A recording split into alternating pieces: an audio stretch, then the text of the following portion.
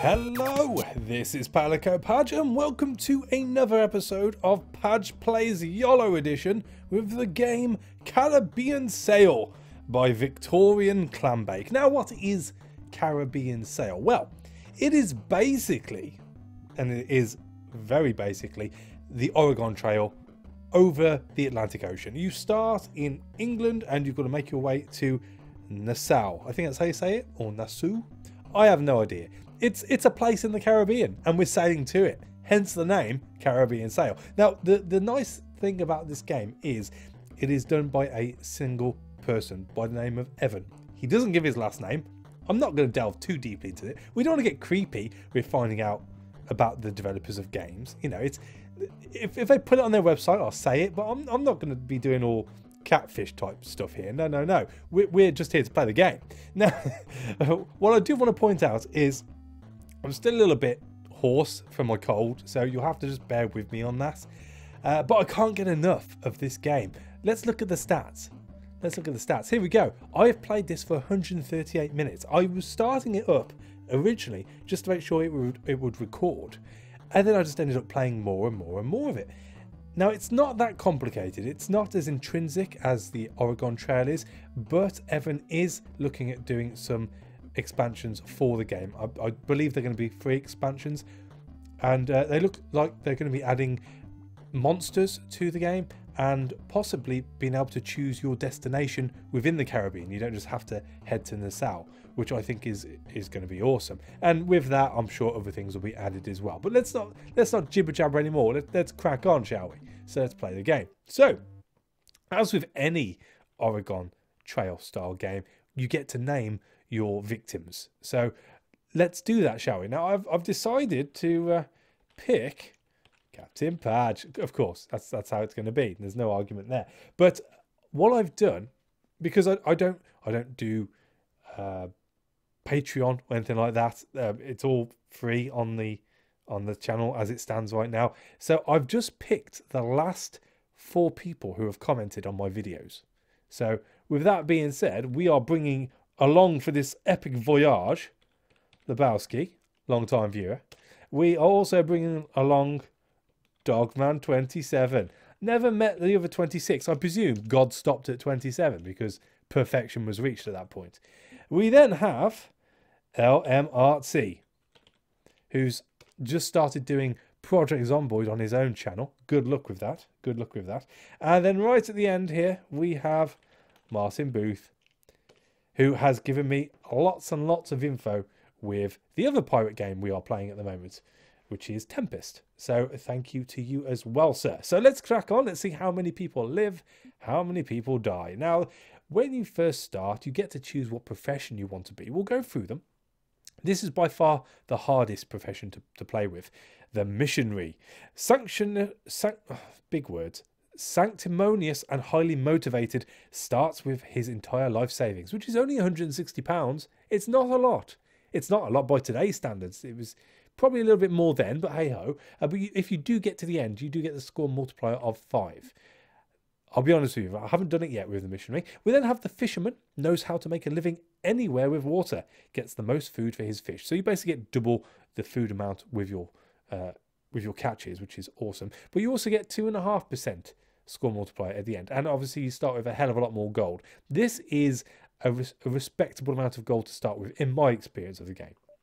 We then have the carpenter, probably had a hand in building your ship. Ship takes half damage in battle, and that is only a score multiplier of 2, but you do get a bit more cash money for your worth. I get on all right with this. There's not too many, or at least I don't experience too many battles when out at sea. But we'll go into that when we play the game. We then have the navigator, Flight of the Navigator, the most qualified to be a captain. Never lost his way in a storm and never will. Score multiplier of 1.5. Now, again, I've never been able to get lost in a storm. I have been struck by lightning several times and had people die from that. Whether that mitigates that, I have no idea. But starts with a hell of a lot of monies. So, slightly easier one, I believe, on that one. And then we have the governor, snobby, entitled, classist and rude. How does he get away with it? Money. It's always about the money. There's no score multiplier for him, but he does start out with the most money and therefore can start with the biggest ship, which we'll go on to in a second. And then right at the end here, which I presume has been tagged on, as they all seem to be in order up until the surgeon, possibly a butcher before taking to sea. Crew are unlikely to die after amputations, which I have had to do a few times.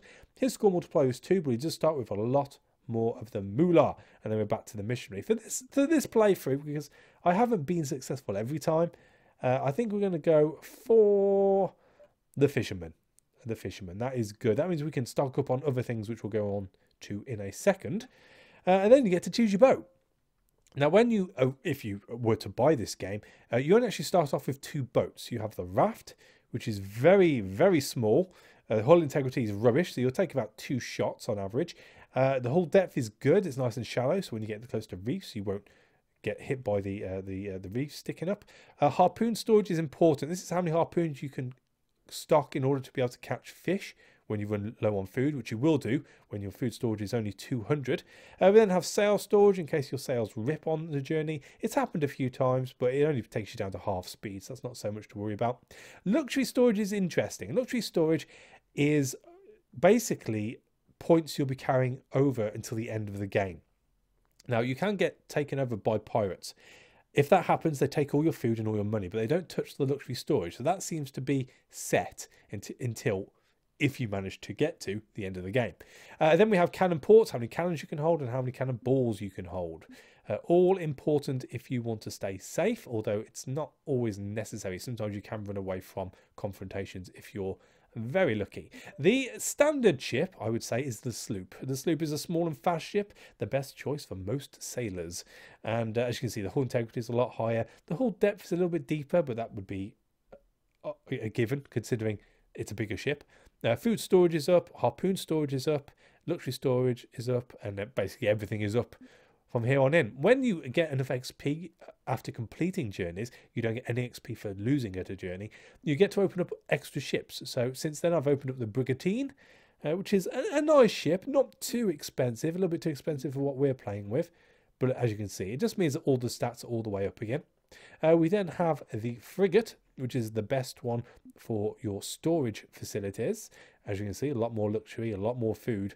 I would argue, though, that harpoon storage is probably the most important thing on any ship. And then we have the galleon, which is bloody massive. Very expensive, so you can only buy it with the governor. But as you can see, that rules all. I haven't come across a way of actually decking it out completely.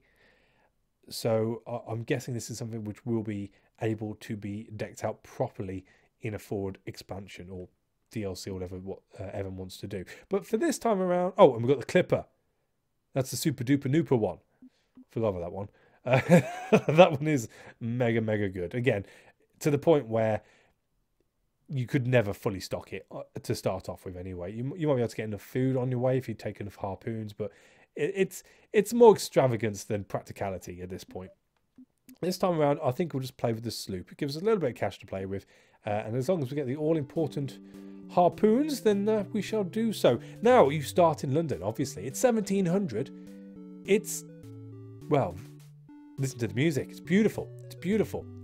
I feel like I've been transported back there already. So, here we go. We have the good shop, and we can buy sails, harpoons, food, luxuries, cannons, and cannonballs. We will... Ooh. Do I want to buy any of this? It's all quite expensive, isn't it? Use a trawling net to pull fish from the sea. I've never actually bought any of these. I like to try and get through it without.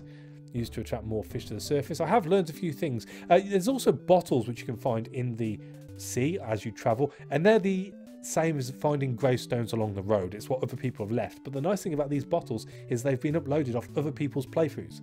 So sometimes people can leave you hints. I tend to leave small jokes because why not?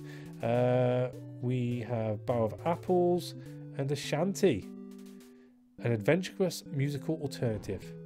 Coast of High Barbary. Now the same song does play all the way through. I'm not going to buy that. I might buy that next time. But hey ho, let's just buy the stuff we need right now.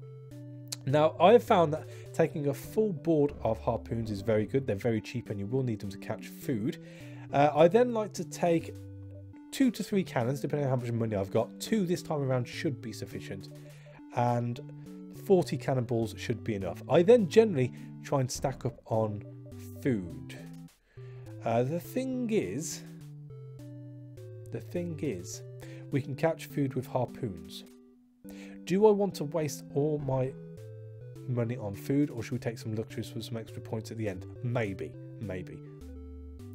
I'll tell you what, let's take the luxuries. Why not? Now you can pop to the pub. This is like stopping at any place. And this is my only quibble with this game set as the Oregon Trail is concerned. The Oregon Trail is notorious for having several dozens of stops. You can stop it along the way and trade and talk to people and do a little bit of hunting maybe. Basically, this is it as far as a solid stop is concerned. You can stop when you meet up with other ships on the ocean, but in my experience, 80% of the time they're pirates and you either have to flee them or fight them. So this is only the real one place you can come to actually gather any materials before you move on. Which means that talking is really the only thing you get to do here. Did you know it takes 28 days before scurvy can set in among a crew? Your gums get weak and your teeth fall out. Nice. You can also play Liar's Dice if you want to. It is a good version of Liar's Dice. I will give it that. But no good here. No good here. We need to just crack on. So let's set off, shall we? Nassau. It's 341 miles away. We better shabby along. And let's set sail. So we can go fishing whenever we want. We just press this and we stop, and we will be doing that at some point. Do the birds poop on me? No, we're good. We also have the logbook. In the logbook, it just breaks down how your guys are doing. You got the ship overview, so you can see how bad your ship is, or how good your ship is, should I say. Let's stay positive. Let's stay positive. We can also, at a later point, when we get them available to us, raise different flags. Now, as it stands in this game, the English and the Dutch are together, and the French and the Spanish, I was going to say Italian, but Spanish, are together. They are all cozied up.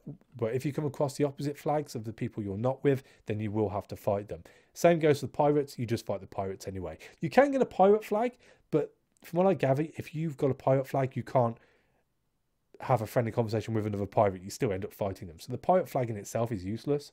Just something to keep in mind. This is our supply list. Nothing too fancy there. We can write our own captain's log here. Hang on. Delete that. Day 1. Set sail. That was it.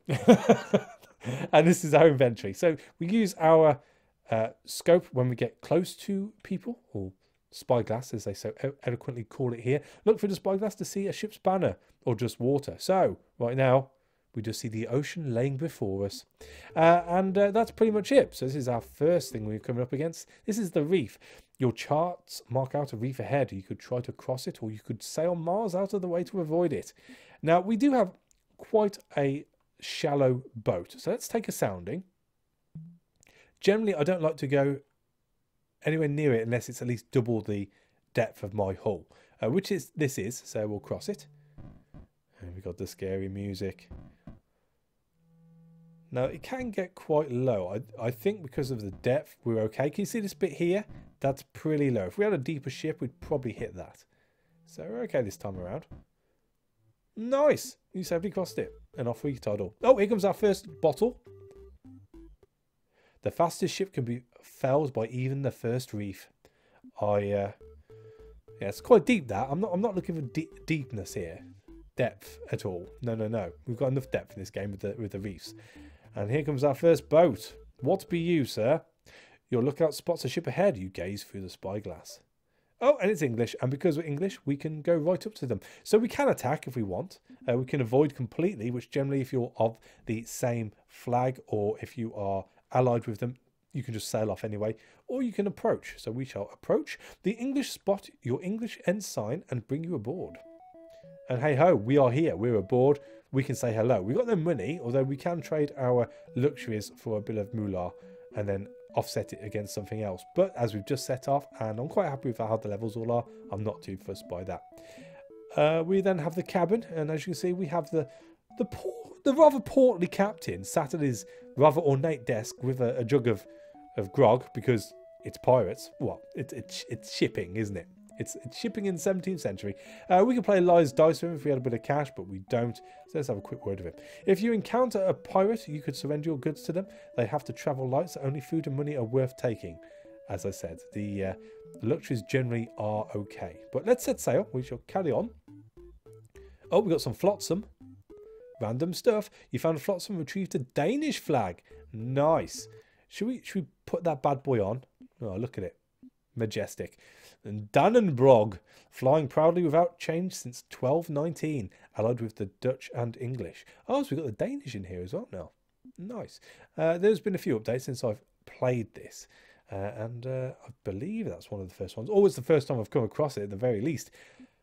Let's put that bad boy up. Look at it. Look at it go. Beautiful. Beautiful. So we have our speed over here. Generally it doesn't go up above 1. Oh, lordy. Oh, our food. Oh, I forgot to put our food down. Rubbish. I think we better do a bit of... Oh, here we go. See those dots? If you land over those dots, you get shoals of fish jumping out.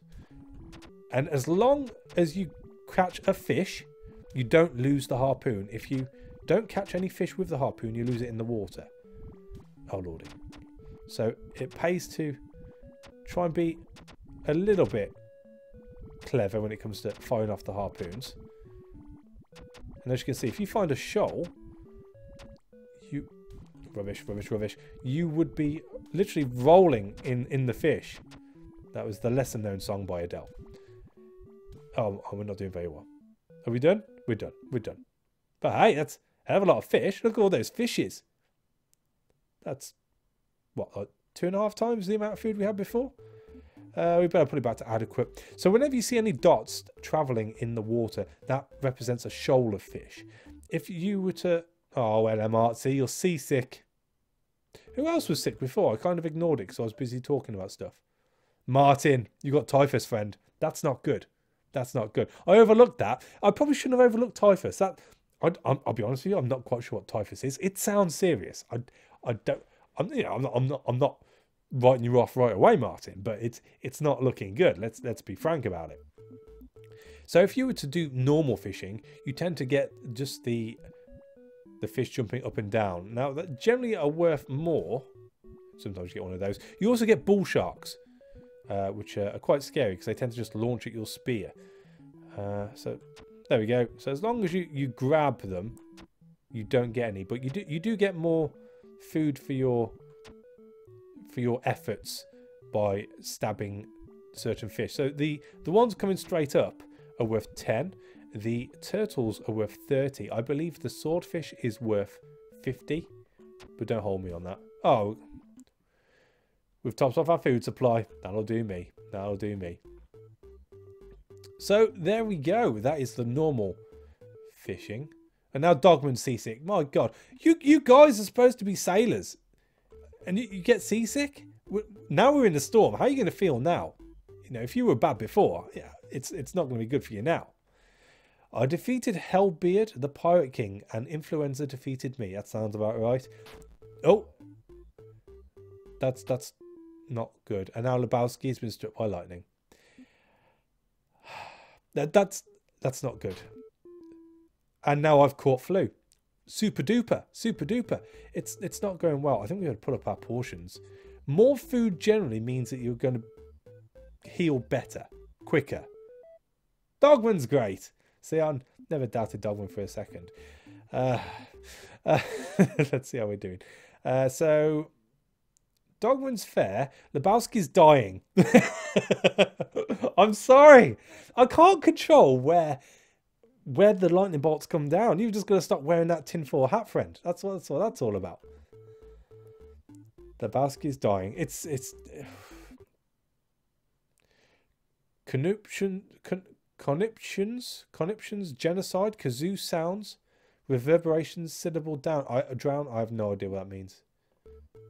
I didn't even see the bottle coming up. Oh, we've lost fish. Yeah, we can dispose of it. That's fine. Better to dispose of it than people be sick. We've got enough food at the moment to be okay. I'm hoping with the generous portions. Oh, and our arts is all the way back up, tip top. I'm hoping that we come across some little dots in the sea.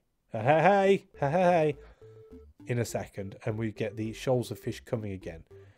Oh, but this might be bad. This might be bad. You look out, spots a ship ahead. You gaze through your spyglass. And it's flying a black flag, so we have pirates about. Now, generally, it's very difficult to flee from them. I think it's a 50-50 chance. Might be possibly 60-40 chance against you. But we've got 2 cannons, and we've got a load of cannonballs. So, should we do it? I don't want to surrender. We're going to lose all our food. Let's do it. Now, this can be a bit awkward. You do have to get the fires just right. And depending on how many cannons you have, warrants how many cannonballs you can fire at one time before having to wait for them to reload. You took the banner from them, salvaged 204 kilograms of food and 215 from the wreck. Boom! We are leaking slightly, which probably means as far as getting into other fights are concerned, we're going to have to surrender. But I'm hoping, since we're over halfway there, we're going to be able to get there. Okie dokie. Martin's good. Martin's good. Lebowski's poor. He's not dying anymore. That's generally a good sign. Yeah, poor health is better than dying health. That's the way I see it. Oh, we've been thrown into some heavy water. Oh, God. And now Martin's been struck by lightning. Okay. Okay. Are you dying now? Martin's dying. We're going to have to keep the food up. No. That doesn't help. That doesn't help. I'm sorry, Martin. I did try my hardest. Again, I have no control over the elements. You know, if you get flu or typhus or something like that, there's a certain amount of sort of damage control I can do to that. Being struck by lightning, it's out of my hands. You're in God's hands there, friend. And obviously, he had a bone to pick with you. He had a bone to pick with you. But hey, you know, let's look on the bright side. Food's a little bit lighter now. It means we're not going to have to fish as soon, which is super duper, super duper. I'm hoping. Oh, we've got a very low reef according to this. Well, let's see how deep it is, I suppose.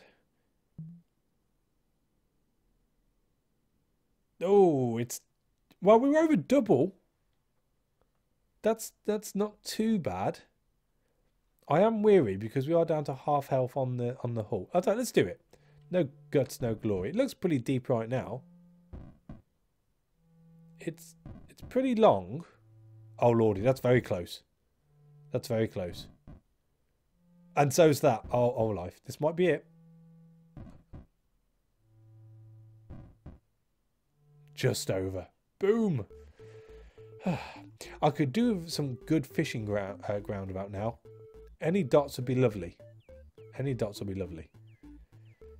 Now we're getting pooped on by the birds. I wonder if getting pooped on by the birds is bad or not. Oh, we've got English colours. Lovely. Well, we are okay with them, so let's approach. The English spot your Danish flag and bring you aboard. Nice. Now, we do have a little bit of money. I'm not too fussed by food. We can always go fishing because we still have the harpoons. What does Captain have to say? We've been at sea nearly 4 weeks. We're returning to London. Oh, you're a long way to go yet, friend. 4 weeks and you're only this far across. Excuse me. My throat. It's getting rather dry. You know what? Let's have a game of lies dice. We've got the cash. I'm going to bet 50 because that's how we roll. Right, so I go first. That's fine. Let's do this. So, really? I've got well, one of pretty much everything. I'm going to say two threes. 2 threes. What have you got, friend? 3 threes. Ah, do I call it as a lie? Or do I call it... I'm going to say spot on. I'm going to say spot on. Boom! It's like you do it, my friend. It's like you do it. So he loses the dice now. Alright, so flip that cup. Why does he get the nice goblet and I get the paper cup? He bids 3 fours. Ooh. 3 fours, eh? I reckon he's got... I'm going to say spot on. There were 2 for you bastard. You bastard. Okay, so we both lose a dice. Flip that cup. Make my bid. I'm going to say 3 1s. You're lying. You bastard. This captain's good. This captain's good. I think it's because we're playing for a lot of money. Usually only pay for £10. I bid 2 6s. Yeah, I'm going to bid 3 1s. Spot on. He knows. He knows. Look at that smirk he had on his face then. Flip it. Make my bid. I'm going to say 2 4s. Let's live dangerously. 3 1s. I'm going to say shenanigans. Yes. Lose that dice, son. Flip it. 3 4s. That's a bold move. I'm going to call a lie. I don't think he's got 2 4s there. What are the chances of rubbish of that, aren't they? Yeah, I'm going to call a lie. Yeah. See, you're getting too bold. That's what it is. You're getting too bold. I'll go first this time. Okay. What's my bid? Let's keep it modest. 2 3s.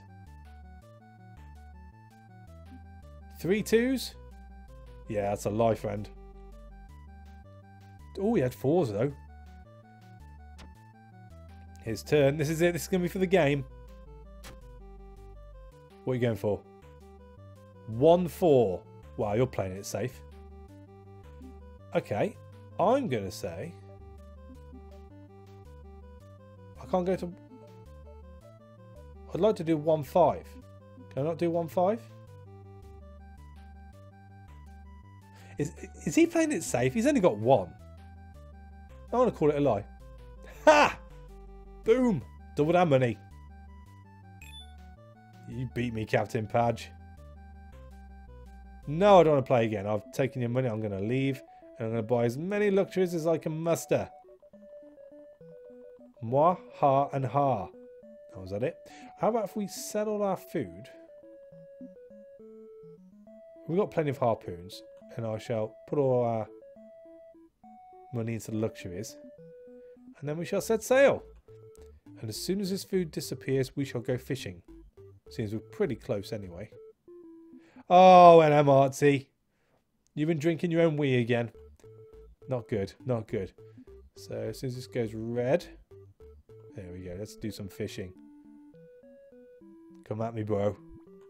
Rubbish. Rubbish. Holy crap! Animarty died from being ravaged by a bull shark. So those are those are the bull sharks I was talking about. As you can see, it goes straight for the player. You've got no chance of taking that down. What is quite admirable though is that bull shark takes the full length of the harpoon. Now that's the kind of girlfriend you want in the bull shark. As it stands, I need food. What? What?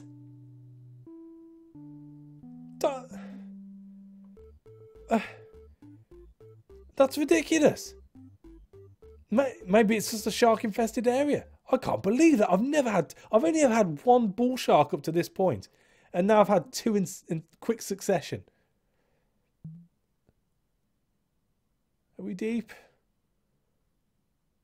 We're deep. Cross it. I'm honestly a little bit disappointed. 1 is comical. 2 is just tragic. Absolutely tragic. The only thing is, we're not that far away.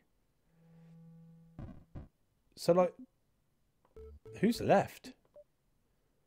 Just me and Lebowski. Okay, well, hunger's not good. Let's go down to pathetic proportions. We're pretty much there now. Do I even dare? So let's dare. Let's use up all these harpoons. See, I don't even know if you can escape quickly. Like, if I saw him jumping, can I? can I sort of press exit straight away, or once he jumps out of the water, that's it, you're done for? I don't know. I'm bitterly disappointed.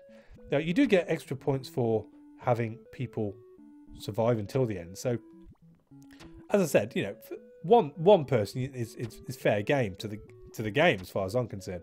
But to have two in quick succession like that is redonkulous. Or maybe it's my fault. Maybe I should have learned that, you know, it was a bad area. Because let's face it, that first shot came out pretty quick. There was no messing. He knew where we were. And he wasn't taking any of it. Oh, that was lucky. We'll get this maxed out.